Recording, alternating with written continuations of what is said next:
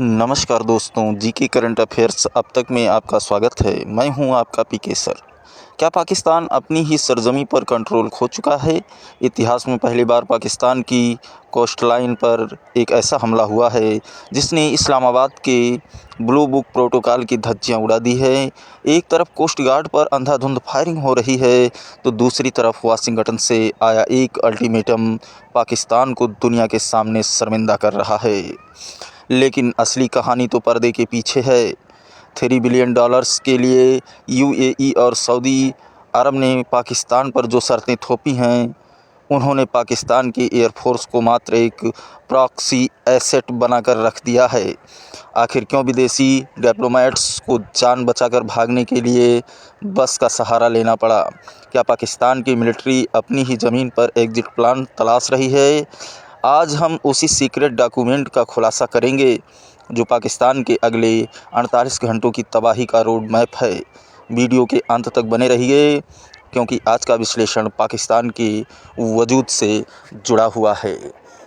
Operation Balochistan, naval attack और global geopolitics. कैसे BLA के एक ऐतिहासिक हमले ने अमेरिका, ईरान और सऊदी अरब की कूटनीति को हिला दिया, इस पर हम विशेष विश्लेषण करेंगे। तो आइए देखते हैं पाकिस्तान की किस तरीके से शर्मिंदगी हो रही है। ट्रेडिशनल रणनीति, ज़मीनी हमले, उदाहरण जाफर एक्सप्रेस और सैन्य ठिकानों पर छापामारी युद्ध किया गया।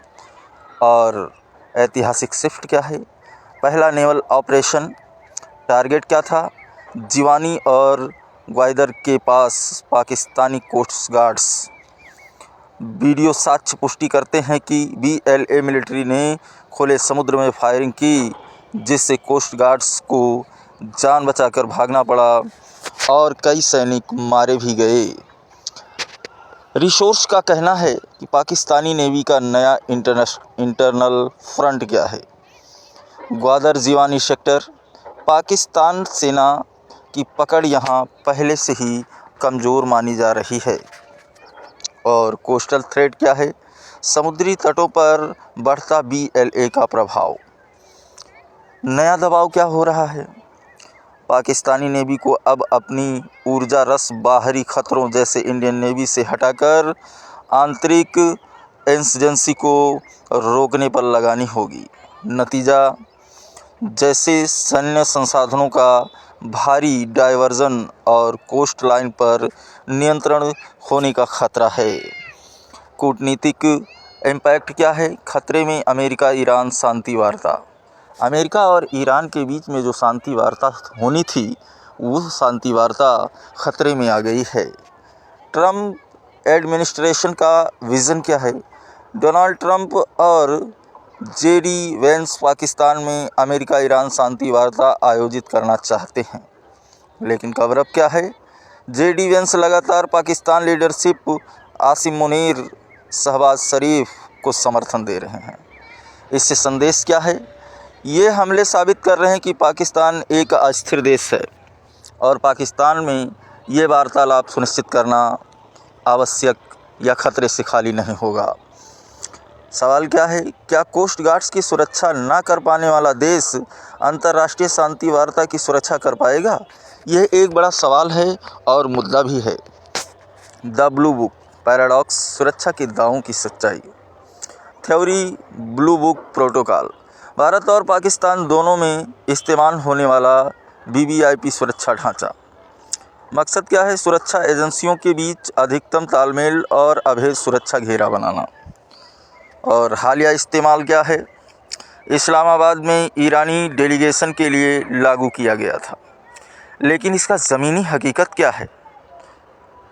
ईरानी डेलीगेशन के सदस्यों को पाकिस्तान पहुंचते ही धमकियां मिल गईं और सुरक्षा का दावा पूरी तरह फेल रहा। प्रतिनिधि इतने डरे हुए थे कि वे प्लेन से उतरते ही वापस जाने के लिए तुरंत बसों और ट्रेनों में बैठ गए। लीक्ड इंटेल क्या है? सऊदी पाक 2025 डिफेंस पैक्ट। सऊदी अरेबिया पर हमला, पाकिस्तान पर हमला, ये दोनों बराबरी के ढांचे मान्य होंगे। एग्रीमेंट क्या था? 2025 स्ट्रेटजिक म्यूचुअल डिफेंस एग्रीमेंट अब एक्टिवेट हो चुका है। और मिलिट्री एक्शन क्या है? पाकिस्तानी एयरफोर्स के फाइटर एयरक्राफ्ट पहले ही सऊदी अरेबिया के किंग अब्दुल अजीज़ एयरबेस पर लैंड कर चुके हैं। और इसका अर्थ क्या है? पाकिस्तान औपचारिक रूप से मध्य पूर्व के सैन्य संघर्षों में खिंच चुका है। जियोपॉलिटिकल गेम क्या है? गुड कॉप बनाम बैड कॉप। कैसे खाड़ी देशों ने पाकिस्तान को सैन्य जाल में फंसाया। बैड कॉप यूएई एक्शन क्या है?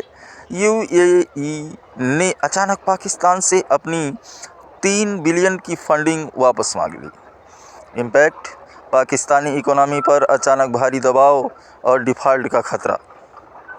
और गुड कॉप क्या है? सऊदी अरब एक्शन।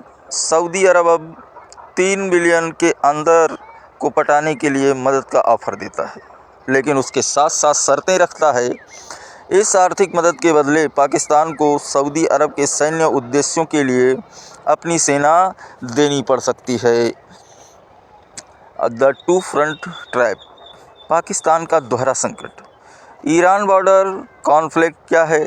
यदि अमेरिका ईरान वार्ता विफल होती है और इजराइल युद्ध बढ़ाता है तो पाकिस्तान को ईरान के खिलाफ सैन्य कार्रवाई करने के लिए मजबूर होना पड़ेगा। और वहीं बलूचिस्तान एजेंसीज का क्या कहना है? BLA लगातार आक्रामक होता जा रहा है।